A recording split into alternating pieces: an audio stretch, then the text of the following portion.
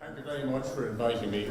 I am proposing to speak and be as informative as possible about the state of the negotiations between Britain and the European Union in regard to Britain's proposal to leave the European Union. But I think there is something that has arisen in the discussions that we've had already, and that is a sense in some quarters, including in Britain in regard to Brexit, that the European Union is some sort of a monolith, that it is one intelligence guiding it all. In fact, the European Union is 27 different countries, and in some issues, like for example, a future trade agreement with Britain, or an enlargement of the European Union, all 27 countries must agree. So it's not just enough to complain about Brussels. Every one of the capitals of the European Union have to be taken into account and have to be satisfied. And that's part of the reason why Brexit is difficult. Another reason that Brexit is difficult is that the European Union has lots of other things to be doing with its time, as well as dealing with the intricacies of a future possible relationship between the United Kingdom and the European Union. For example, we have to deal with the issue of the rule of law in some countries, both existing members and future members. We have to complete economic and monetary union. That's not done yet. We have to reconcile the freedom of movement of people without border controls within the European Union with the fact that each of the 27 countries has a different policy for immigration, which is their responsibility, from outside the European Union. And we have to complete the single market. And there are lots of issues for which the European Union gets blamed historically, like, for example, fiscal problems that countries have, which are not the responsibility of the European Union at all. They're the result of national decisions. And we're facing, for example, a huge explosion in health costs, all in every country in Europe, which we're not in a position to cover at the present time, that result from the aging of our societies. But that's a problem that the countries have. It's not a problem caused by the European Union. To come to the issue of Brexit. In June, I think it was, of 2016, the people of the UK, by a narrow majority, of the nations of the EU, of the UK, England and Wales voted to leave, Scotland and Northern Ireland voted to stay, but there was an overall majority to leave. As a result, the UK is negotiating to leave the European Union. Now, it had a number of choices at that stage. It could have said, we'll adopt the Turkish position, we'll not be in the European Union, but we'll be in a customs union. But Britain's government, not the people, Britain's government decided to reject that option because they wanted to be able to make a trade agreement with America, or a trade agreement with China, or a trade agreement with some other place. Likewise, there was another option for leaving the European Union, which was to leave the European Union, but join the European Economic Area, like Norway, which is not a member of the European Union, but has complete participation in the EU single market, in return for which they pay a substantial amount of contribution to the expenses of the European Union, and allow free movement of people to work in Norway from the EU and vice versa. But the UK government, not the people, the UK government decided to reject that because it would have involved freedom of movement of people to work and live in Britain from the other EU countries. In so doing, they immediately created a problem as far as the border in Ireland is concerned. Because once Britain decided to leave both the single market, which it could have stayed in like Norway, and the customs union, which could have stayed in like Turkey, there had to be a border somewhere. Because single markets and customs unions have to have borders. That's the essence of what they are. So where was that border to be? Was it to be along the 300 miles of the border in Ireland, which would completely upset the very delicate and not entirely operational Belfast Agreement that has created a period of peace in Ireland, which has been very, very valuable to Britain, as well as to Ireland. Remember, the IRA attempted to murder a recent British Prime Minister and failed.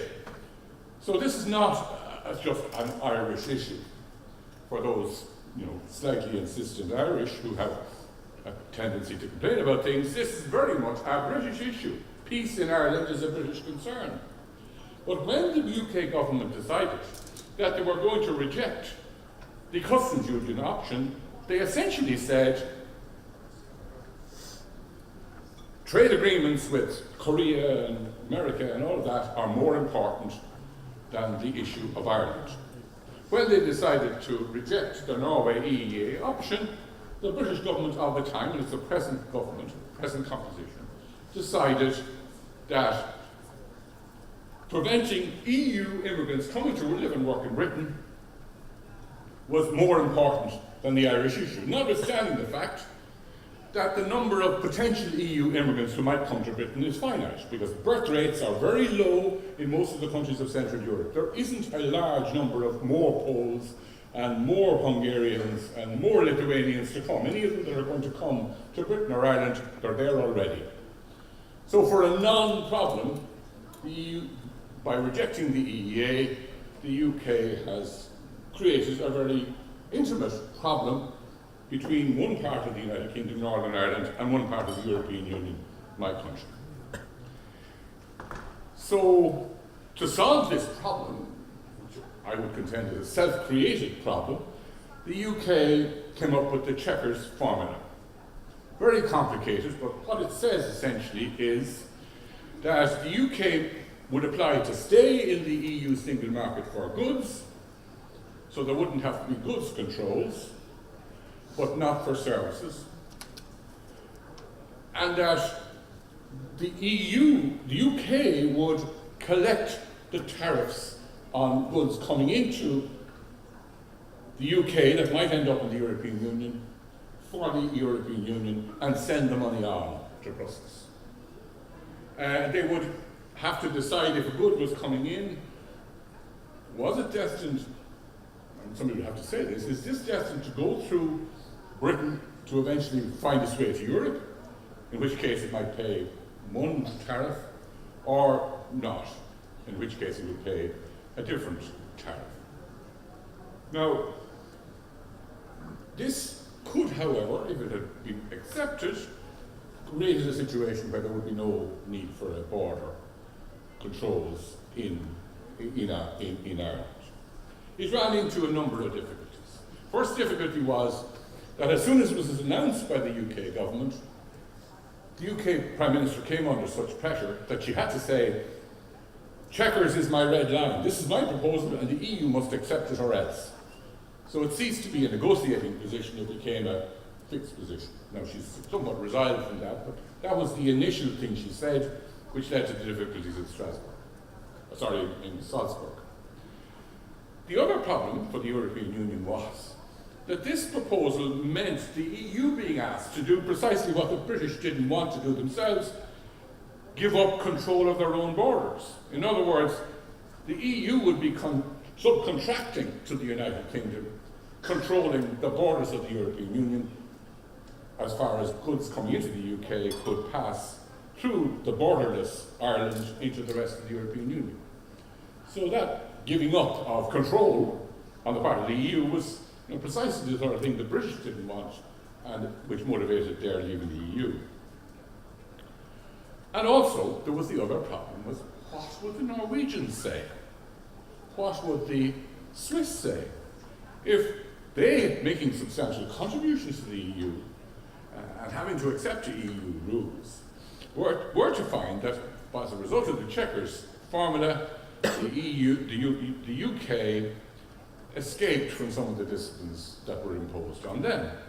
And of course, the EU is very much a rule-based organisation, and being a rule-based organisation, precedents are very important. And the new UK Chequers precedent, if accepted, was bound to be causing difficulties in future for EU relations with its own existing members, with perhaps countries here in the Balkans, with perhaps our would-be privileged partner Turkey. There would be any number of precedents that might be created by this arrangement.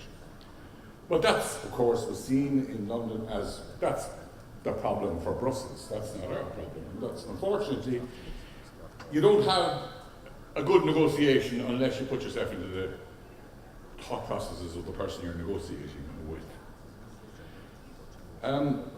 What's going to happen now? Obviously, negotiations are taking place, particularly on some formula to deal with a commitment that the UK has already given that there would be no border controls in Ireland, that if there are controls, they'll be somewhere else or nowhere else. How that's to be done, I don't know. It's a mystery to me, but that's what the two sides are committed to resolving. Both sides, both the UK and the EU, are committed to finding a solution to this impossible to answer question. Anyway, what will come out will be eventually a withdrawal agreement of some kind. We can't even get on to negotiating the details about trade unless we negotiate the withdrawal agreement. And the withdrawal agreement will cover things like how much money the UK will pay to leave, what would be the controls on fair competition between the UK outside the EU and the rest, would there be any jurisdiction for the European Court of Justice in regard to any issues of dispute, and how will the commitment to have no border in Ireland be fulfilled? There will be a withdrawal agreement of some kind, I suspect. There may not be. It will not deal with all the trade issues. They will not even be addressed until Britain has already left the European Union in detail. But what will happen to that withdrawal agreement? It will come before Parliament. At the moment, the suggestion is that there's no majority in Westminster, in the House of Commons, for the Chequers formula, because Labour will vote against it, and a certain number of Conservatives who are Brexiteers will vote against it because they believe it's going too far in accepting EU positions. There's no majority to simply crash out of the European Union, because that would cause all sorts of problems, and that won't pass. And there's no majority either at the moment for saying, well, hang on, we decided this back in June 2016. It's not turned out quite the way the people thought it would turn out when they voted to leave by a small majority. We can't resolve this problem in Parliament. It's too difficult. So the only way to solve it is ask the people. Again, can they help us solve it by deciding, should we leave or should we stay on these terms? Should we leave on these terms or stay? And in a sense, you could say this would be following precedent, because if the UK government in June 2016 was strong enough in its own conviction, it wouldn't bother having a referendum. It would simply have applied to leave the European Union there and then. But that was in the category of too difficult for Parliament to do. We may find ourselves at the end of this negotiation, which will be in about a month or two's time, with another question that is in the category too difficult for Parliament. At which point, perhaps, the solution for everybody, the way out for everybody involved, would be to say, well, this is the best we can do, we're now going to let the people decide it in a referendum. At the moment, nobody is contemplating that, and understandably. If anybody in serious authority in Britain were to say, we're negotiating this and we're going to have a referendum at the end of it, they would be weakening their negotiating hand, and they would be inviting the EU to be even tougher with them, in the hope that the deal would be made so impossible that people would vote to stay in the European Union, which is what the rest of the European Union wants Britain to do. So it's understandable they're not talking about a referendum at this stage. Will they be able to be talking about a referendum in 2 months' time? I don't know. On balance, I'd say not. But I think it's a possibility. If it doesn't happen, well, Britain will leave on 29th of March, and then the negotiation on the future relationship will start. And at the end of that, every EU member state will have a vote on the British trade agreement. And it could run into difficulty, like the Ukrainian trade agreement ran into in the Netherlands Parliament, where a small minority of people were able to insist on a referendum on the Ukraine deal. Or it may run into difficulty in the Parliament of Wallonia, as the Canadian deal did, where it nearly failed. But that's the territory into which the UK has chosen to go. And it's pretty dubious and difficult to predict as to what will happen. I think the enlargement of the EU to include Balkan countries will be seen to be a very simple question by comparison with the final outworking of Brexit. But that's politics for you.